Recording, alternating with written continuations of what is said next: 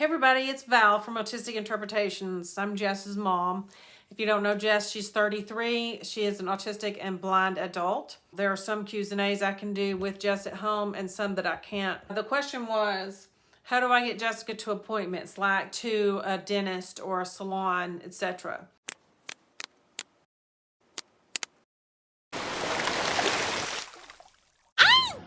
This mom is also struggling to get her daughter to these places.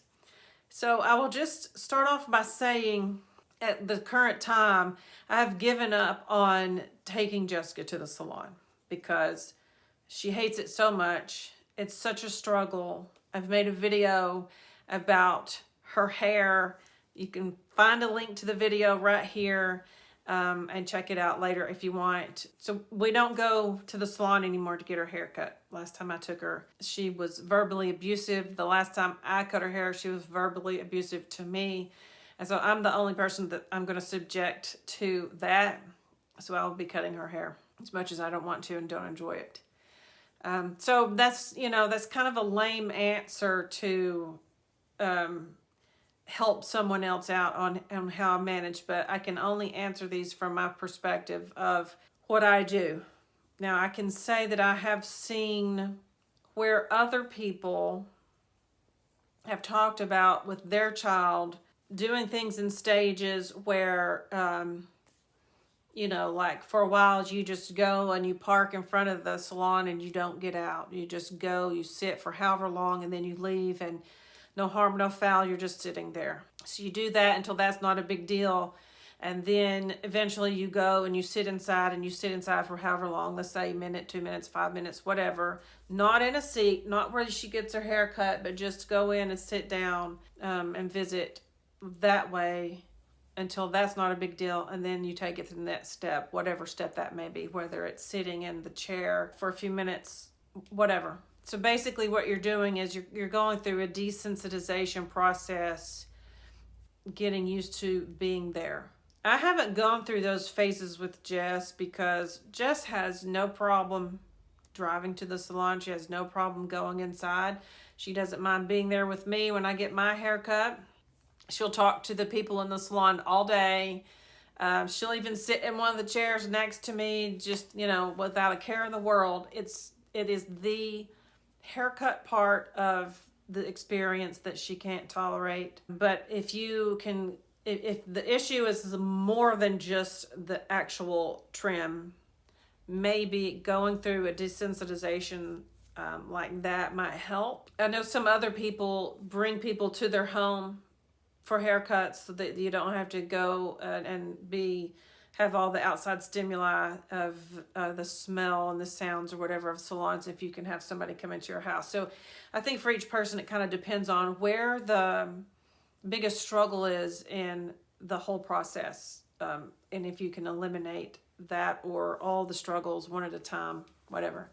In terms of going to the dentist has been very similar to getting a haircut in terms of Jessica's issues with it. Except I can't do Jessica's teeth at home except for the daily brushing, flossing part of it, which we talk about a lot, and Jessica's cooperative with me because we've talked a lot about if we have to take care of your teeth or you might have to have dental work done at some point. You might get a cavity. So I think for Jessica going to the dentist, a big part of it is it's just a vulnerability of leaning back in the chair. I can take that all the way back to when Jessica was a baby and her very first car seat, she absolutely hated because it leaned back. So it was like a slant, kind of like that. And she screamed bloody murder nonstop. She would sit with her head up. She couldn't stand to be reclined. And even now, most of the time, Jessica won't sit and recline. She's either sitting up or laying down. Then you have somebody over you with their hands in your mouth and that kind of thing. So I believe for Jessica, that's the biggest sensory issue. I don't think she's never been hurt at the dentist. Thankfully, she's never had to have any cavities filled or anything like that. She's got good teeth. She did. When Jessica was in elementary school, she fell one day and but they were outside walking, and I don't know if somebody wasn't holding her. Her shoe slid off and she fell and broke her front teeth. Zoe, stop. So she was at school, and so Jessica was at school one day in elementary school, and they were outside walking on the sidewalk, and apparently her shoe slid off or something, and she fell and broke her front tooth off. And of course, it was on a Friday, so the dentist office wasn't even open. We had to go to some dentist we didn't know, and it was not a good experience at all. But it was kind of an emergent situation, and we just had to do what we had to do. And they did get a temporary whatever on top of her tooth, and that's still there. We never even changed it, and it had a little rough spot on it, little tiny, and she picked at it, and eventually picked a piece of that off. But that's the only dental work she's ever had to have done, and I'm very, very thankful for that. We do not go to the dentist as often as we should.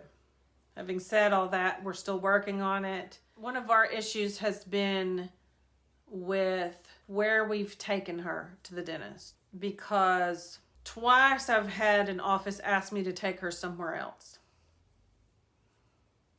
to have her teeth done. And it's like a stab in the heart every time that happens. And so the first time it happened, the excuse was, now she was an adult, but they told me I needed to take her to a pediatric office because they would know how to work with her better. The problem with that was, and we did that for, 2 or 3 visits. And the problem was that they would not let me go back with Jessica to have her teeth cleaned because that was their policy. The parents couldn't go back with their kids. So regardless of our situation and Jessica's needs, they would not let me go back there with her. I didn't know what they were doing. I didn't know if they were actually cleaning her teeth. I had no idea what was going on. Of course, Jess doesn't have dental insurance, and so it was out of my pocket every time. And then they would, we would have our little consultation afterwards. They would talk about what all she might need to have done to her mouth. And I quit taking her, and she just didn't go to the dentist for a couple of years, which he shouldn't have done that, but that's just the truth. So I finally talked to the office back into the same office. I said, this isn't working out. Can I please bring her back? And they let me. And then after a few more visits, I don't know how much time passed, maybe a couple of years or more. I have no idea. One day the dentist comes in and says, I need to take her somewhere else.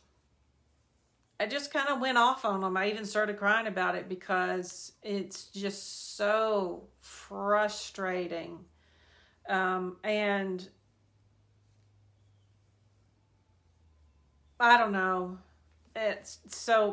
I've taken her back maybe once since then, because I explained to them I'm not taking her back to a pediatric dentist. So they agreed to see her again. I've taken her once, maybe twice, I'm not sure. And I just haven't gone back. So I'm no help. I'm no help whatsoever to anybody asking me for advice about the dentist. There are other stories out there of more success than that. I kind of believe it's easier when they're kids and they're little, and people are more willing to work with kids and work through things with kids. And but then when it's an adult sitting there with the same needs as the kids, it's just perceived differently, and there's less toleration. It's hard. It's hard on parents. I mean, it's hard for the individual too, but I also didn't go back to the dentist for about 2 years after that day. It was just so frustrating, but I know people have systems of working through these things to make the dental visits successful. So it's possible. Just keep researching, put the question out there on social media. Everybody is so different. You may be able to connect with someone who has a better success story or better ideas that match up with what you need. I think just like with the haircuts, it's step-by-step desensitization, maybe medication. I've had mixed comments from my dentist office about medicating Jess before going. Once I said something about maybe getting something to medicate her before I brought her, and they were like, oh no, if you do that, we can't work on her teeth. I don't know what that was about. So I'm like, oh, okay. Well, then another day somebody said, you might could give her something before you bring her. Okay. Well, somebody said not to. So which is it?